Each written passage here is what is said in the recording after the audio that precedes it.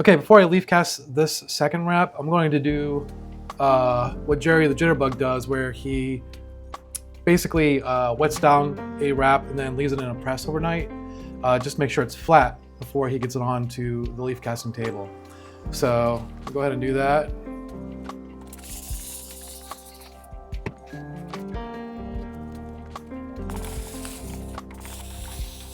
This wrap was already previously bathed in an aqueous solution.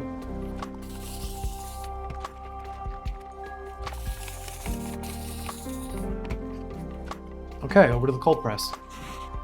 So here's the old cold press I was using. But you know, that wasn't going to work anymore, so I had to up my game a little bit, and went ahead and got my own Big Bertha, but we're calling it Slim. Slim Pressins, kind of like Slim Pickens, you know? And yeah, I grabbed this in Michigan for $200. These things are kind of hard to find. They usually cost about $300 and up. You can get them on eBay for thousands of dollars. A lot of these came out during the late 19th century, early 20th century. So yeah, pretty cool copy press here. I guess the distinction between a copy press and a book press is that a book press was taller, and I don't know the full story on them, but they're usually taller. But this copy press was, they didn't have copy machines back in the day. If they wanted to do a lot of different copies, they would use one of these presses. So I got this at an antique shop in Michigan, specifically in a town called Owasso, or I think it's Owasso, about 30 minutes from Lansing, I think. And while I was at that antique shop, they had a couple of different piles of comic books. I always ask about that when I go to antique shops. Usually you find a lot of Marvel and Valiant and Image stuff from the 90s, but they had this Iron Man 128 for $2, so I couldn't pass that up. And they probably had a lot of other Copper Age minor keys and whatnot, but I don't know my minor keys that well. So if you're in that neck of the woods, you might want to stop in a shop called B&B Antiques, and they have piles of comics way in the back. So I didn't see anything older than maybe the 70s, but mostly stuff from the early 80s. So anyhow, yeah, finally upped my game here, and I feel like I can hang with the big guys now, or the slim guys as it was. So all right, cool. Oh, one other thing I forgot. I got my first Superman comic. I don't think I've ever had a Superman comic. So I got the replica version of Superman 1. I mean, this is not the real thing. I'd be a lot more excited if this was the real deal, obviously. But this is the replica version of the Golden Age Superman 1 in the size that a Golden Age book would normally be. It's a pretty cool book. I know a lot of people are grabbing this right now, and it's really beautiful. It doesn't have the glossy pages like a lot of modern comic books have. It's just got the old, they're not pulp pages, but they're nice regular paper pages. Ads. Oops. So I got that, and then I also got a couple of these Cruel Universe books. I'm not really into the new EC stuff, but I love weird science and weird fantasy. I'm trying to collect both runs, so I had to get some of these Cruel Universe science EC books. So there was a bunch more I could have grabbed, but at $7 a pop, this is good enough. I got these from Vault at Midnight, which is a shop in Ann Arbor and Detroit. Been there a few times. Great little shop, or great big shop, but mostly new stuff. You don't see a whole lot of vintage stuff like I collect. You don't see a whole lot of Golden Age stuff or anything like that. So, but yeah. Anyhow, if you're in that neck of the woods, check out that shop if more modern stuff is your thing. Okay, this wrap is out of the press now, and I'm constantly trying to try new things that Jerry or Dr. Paul and Professor Alachi do. So I had this in the press overnight. I'm going to go ahead and re-wet it. It wasn't very wet out of the press. I might have kept it in too long. Okay, I'm going to hit this with some methyl cellulose.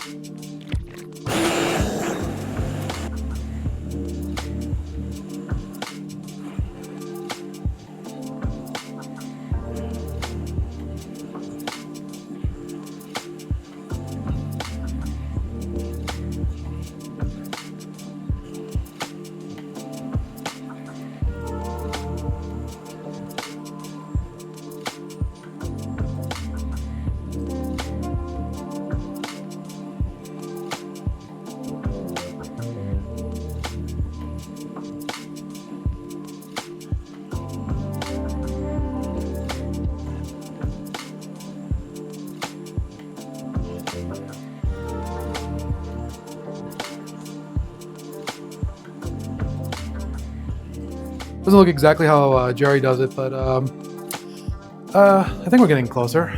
So I'm gonna go ahead and put this Polytex on top of it.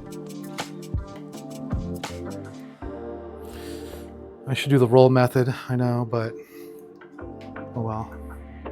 And I'm gonna go ahead and hit this again with some liquidy methyl cellulose, the watery stuff.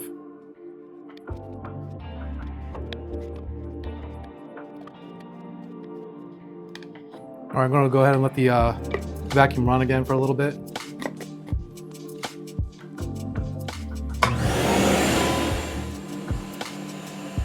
I'm going to use a spoon to shape it a little bit.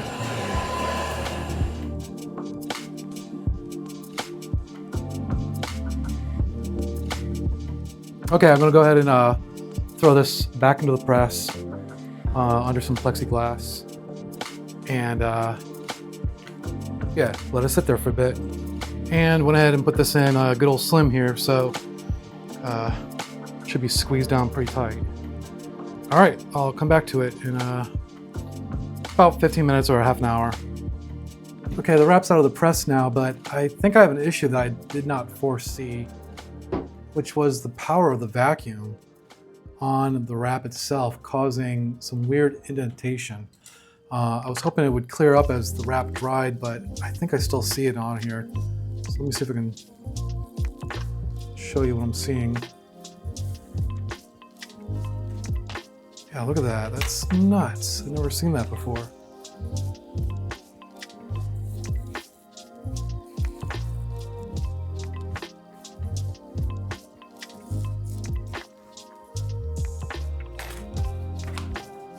I'm not sure if you can make that out, but the pattern of the vacuum table, the laser table that I lay the vacuum on, it caused like a grid pattern in here, and that's really weird. I wonder if it was caused by trying to size the wrap while it was on the vacuum table, and if the sizing itself is causing this. I hit this back area a little bit with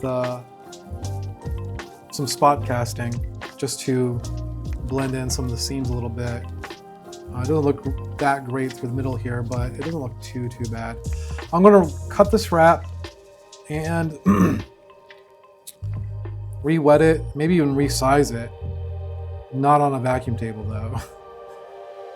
I mean, worst case scenario is I'm going to have to go back over this with my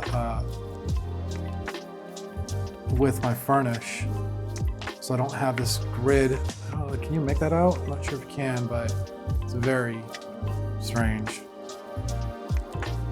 I guess my vacuum table is a little bit too strong or something. All right, let's cut this. One of my issues with hitting the bottom here, I actually asked Jerry about this, but it's hard to make out where the wrap starts and the leaf cast begins because the blending is fairly decent and there's only a very faint line between the two. Do the back end here, it's a little bit better, so I'm just gonna have to make sure I don't hit the original wrap at all.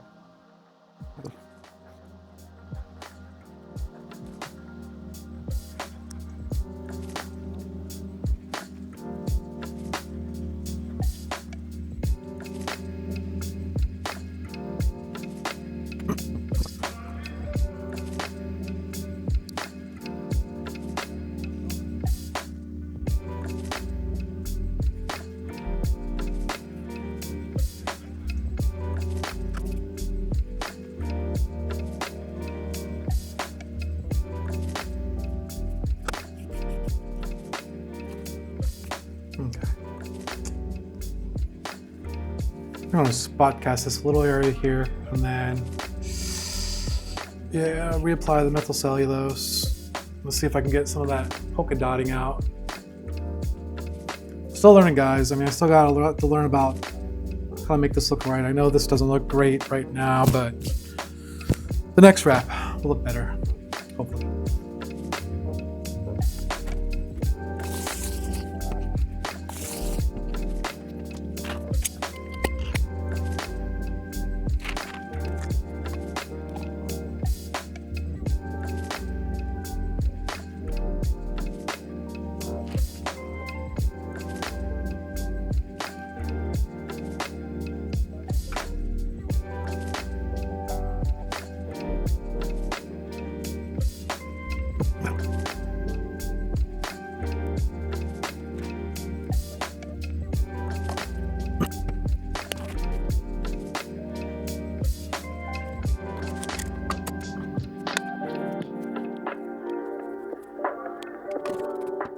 All right, gonna throw this back into the cold press. All right, let's try part 2 of this wrap. Did a little leaf casting on it again and see how it came out this time. Hopefully I got rid of that leopard spotting that I was doing there. Yeah, I didn't get rid of all of it. I mean, it does look better, but it's still apparent towards the top here. Let me try sanding it down a little bit, repressing it, and see if, I mean, it's not so bad. I mean, I can make it up because I know what I'm looking at, but I'm not sure if other people will necessarily see it unless they're looking for it. And it's also on the spine here, so, you know, the page is going to be folded up, so you're not going to be able to see most of it anyhow. Maybe just a little bit more here.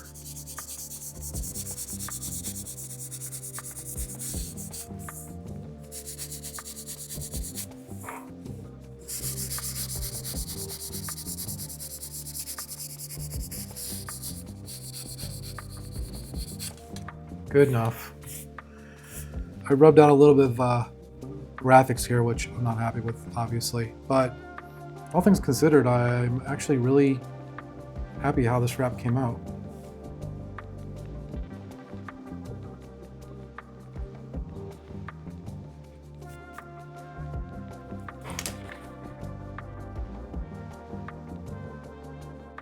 All right, let's leave that alone. I like what I did with this so much that I'm going to go back to the other book or the other wrap I worked on, and I want to go back over the center again. And